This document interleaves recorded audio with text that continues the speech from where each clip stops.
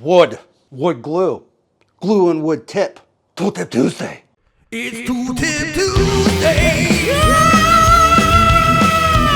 Tool Tip free. Yeah!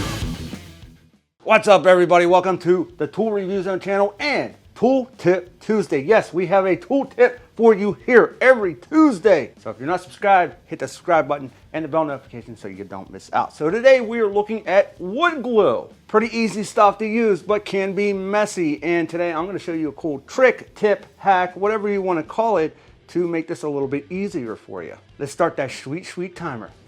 All right, so usually when we put on wood glue, we do it a couple of different ways. All right, so the first way is you take your wood glue and you spread it on like so. Problem is you can't leave it like that because you're not gonna get a good seal. So that's when you get one of your brushes and you start doing this, and then after a bit it gets all gunked up and then they start to rip. Yeah, foam brushes kind of suck. They suck real bad. Now another way of doing this is with your finger. You just spread it on like so and you get it on in there and you know the glue's all Moist. and then you get that glue all over your finger and you gotta clean it off. I mean, it takes too long to clean it off. My time is very valuable. I don't have all that time to clean it off. Since I'm making this video, I guess I gotta clean it off. So I'm gonna clean it off. And then your finger's all clean again. But I want to prevent that, and I want to get a nice coat of glue on my wood. How to do it? Well, I got this old bolt laying around. I think it's like a 22 thread or a 20 thread or whatever. You want something like this. And now I'm going to take my glue again, put that on there, and I'm going to just spread it out like so. Get it nice and goopy and gluey. I'm going to simply take my bolt and, oh, so smooth. You know what's nice about this is you get those perfect lines every single time. You don't get your hands all messed up. It's easy to do. Those nice little air pockets going on right there. So when you attach those two boards, oh, it's going to match up so nice like. Or should I say, real nice like.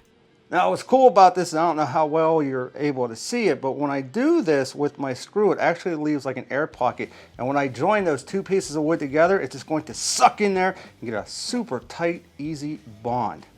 Not only that, you got a super even spread right here. And again, when you put your wood together with the other piece, oh, that's gonna be real nice like. And I don't have to worry about the gabagoo on my finger.